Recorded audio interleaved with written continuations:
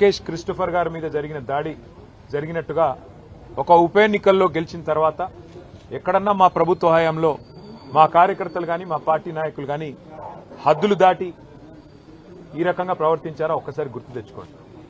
ఒకవేళ మేము కూడా ఆనాడు 7 ఉప ఎన్నికల్లో 2 కార్పొరేషన్ ఎన్నికల్లో జిల్లా పరిషత్ ఎన్నికల్లో గెలిచిన తర్వాత విజయ గర్వంతో విర్రవీగి నిన్న మీ వాళ్ళు ప్రవర్తించినట్టుగా మా పార్టీ గుర్తైన కారు గుర్తుని ఏదో ఊరేగింపు చేస్తూ అవహేళన చేస్తూ చిల్లరగా ప్రవర్తించుంటే ఇవాళ మీరెక్కడ ఉండేటోళ్ళో ఆలోచించుకోండి.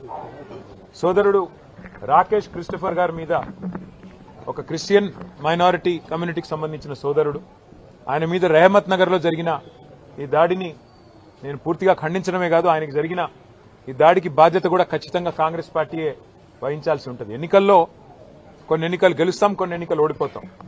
ఎన్నికలు జరిగినంత కాలం ఎవరి పార్టీకి వాళ్ళు ప్రచారం చేసుకుంటాం. కానీ ఎన్నికలు అయిపోయిన తర్వాత కూడా ఈ రకంగా కక్షపూరితంగా వ్యవహారం చేస్తాం, ఈ రకంగా రాజకీయం చేస్తాం, రౌడీజం చేస్తామంటే తెలంగాణ ప్రజలు అన్ని చూస్తున్నారు. తగిన సందర్భంలో తగిన విధంగా బుద్ధి చెప్తారు. మేము తమ్ముడు రాకేష్ క్రిస్టోఫర్ గారికి, వారి కుటుంబానికి, వారి శ్రీమతికి, వారి కూతురికి, వారి కుమారుడికి, వారి తండ్రి గారికి అందరినీ కలిసినాము. విష్ణువర్ధన్ రెడ్డి గారు, సునీత గారు, కౌశిక్ రెడ్డి గారు, అట్లాగే మా నాయకులందరం కూడా కలిసి, మా కార్పొరేటర్లు అందరం కూడా కలిసి ఆ కుటుంబానికి ధైర్యం చెప్పడానికి, ఎన్నికలు మా కుకట్పల్లి ఎమ్మెల్యే కృష్ణారావు గారు అందరం కూడా వచ్చి వారికి ధైర్యం చెప్పే ప్రయత్నం చేస్తా ఉన్నాం. అట్లాగే నేను ఇంకొక మాట కూడా ఇస్తా ఉన్నా, ఎన్నికల ముందు చెప్పాను, మళ్ళీ చెప్తా ఉన్నా. జూబ్లీహిల్స్ నియోజకవర్గంలో ఏ కార్యకర్తకి ఏం జరిగినా కంటికి రెప్పలాగా కాపాడుకునే బాధ్యత నాది, పార్టీది. వదిలిపెట్టే సమస్య లేదు. ఒక ఎన్నికల్లో గెలవచ్చు, ఒక ఎన్నికల్లో ఎదురుదెబ్బ తగలొచ్చు, కానీ కార్యకర్తల విషయంలో మాత్రం ఎక్కడ ఎవరికి ఏ అన్యాయం జరిగినా, ఎక్కడ ఎవరికి ఏ చిన్న నొప్పి కలిగినా తప్పకుండా ఇదే రకంగా వాళ్ళ ఇంటి ముందుకు వస్తాం.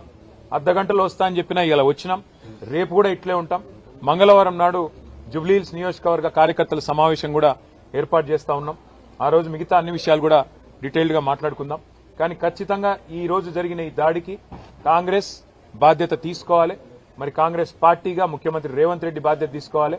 మీరు కనుక సంయమనంతో వ్యవహారం చేయకపోతే, విజయ గర్వంతో ఇట్లాగే విర్రవీగితే తప్పకుండా ప్రజలు బుద్ధి చెప్తారు, తప్పకుండా మేము కూడా బుద్ధి చెప్పాల్సిన పరిస్థితి వస్తుందని చెప్పి కూడా కాంగ్రెస్ నాయకులకు చెప్తూ, రాకేష్ క్రిస్టోఫర్ గాని అట్లాగే జూబ్లీహిల్స్ నియోజకవర్గంలో ఉన్న కష్టపడి పనిచేసిన కార్యకర్తలందరికీ శిరస్సు వంచి వారికి ధన్యవాదాలు. ఎందుకంటే గతంలో మాకు 80,000 ఓట్లు వస్తే ఇప్పుడు కూడా 75,000 ఓట్లు వచ్చినాయి. ఓట్లేం తగ్గలేదు, కేవలం 5,000. అది కూడా ఇన్ని రిగ్గింగులు, ఇన్ని గూండాగిరి, ఇన్ని దొంగ ఓట్లు, ఇన్ని పైసలు పంచి, చీరలు పంచి, కుక్కర్లు పంచి, ఇన్ని కథలు పడ్డాక ఆడికి కూడా 75,000 ఓట్లు మా అభ్యర్థికి వచ్చినాయి, మా పార్టీకి వచ్చినాయి. ఇదేమి స్వల్ప సంఖ్య కాదు. తప్పకుండా తిరిగి మళ్ళీ భవిష్యత్తులో కొడతాం. జూబ్లీహిల్స్ లో మళ్ళీ గులాబీ జెండా ఎగరేస్తాం. Thank you. సరే, ఎవరిది అహంకారమో ఎవరిది ఏందో నిన్న వాళ్ళు విజయ గర్వంతో తీసిన ఊరేగింపులోనే కనబడ్డది. మేము ఎన్నో ఎన్నికలు గెలిచాం గతంలో. ఎప్పుడన్నా ఇంత అహంకారపూరితంగా ఒక పార్టీ గుర్తును అట్లా బజార్లో ఈడుస్తూ క్రేన్లు పట్టుకొని అంత చిల్లరగా ఎప్పుడన్నా ప్రవర్తించామా? గతంలో అట్లాంటి ఎన్నికల్లో కాంగ్రెస్ పార్టీకి డిపాజిట్లు కూడా రాలేదు. అట్లని చెప్పేసి కాంగ్రెస్ పార్టీ గుర్తునేమన్నా గాడిదనెక్కి ఊరేగింపులు చేశామా? అహంకారం ఎవరిదో, ఆత్మవిశ్వాసం ఎవరిదో, భవిష్యత్ ఎవరిదో తప్పకుండా తెలంగాణ ప్రజలు నిర్ణయిస్తారు. ఒక ఎన్నికల్లో గెలుపుతోనే ఇంత మిడిసిపడితే, ఒక ఎన్నికల్లో గెలుపుతోనే ఇంత ఎగిరెగిరి పడితే, మరి గతంలో 10 ఏళ్ల పాటు అప్రతిహతంగా అన్ని ఎన్నికలు గెలిచిన మేము ఎట్లా ప్రవర్తించి ఉండాలో ఒకసారి ఆలోచించుకోమని కాంగ్రెస్ పార్టీకి నేను చెప్తాను. ప్రచారం టైంలోనే దాదాపు ఇది సాంకేతికంగా వాళ్ళు గెలిచారు తప్ప ఇంత రిగ్గింగు, ఇన్ని దొంగ ఓట్లు, ఇన్ని పైసలు, ఇన్ని చీరలు, ఇన్ని కుక్కర్లు, ఇవన్నీ ఇప్పుడు రెహమత్ నగర్ లో మీరు ఇక్కడ ఉన్నారు కదా, మొత్తం విలేకరులు ఇల్లు తిరిగి అడగండి.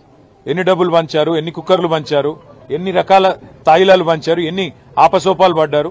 చివరికి అరకొర మెజారిటీతో ఇన్ని దొంగ ఓట్లు వేయించుకుంటే, ఇంత రిగ్గింగ్ చేస్తే చావు తప్పి కన్నులోట పోయినట్టు గెలిచినారు. అదో గెలుపు అనుకుంటే అది వాళ్ళ కర్మ, నేనేం చేయలేదు.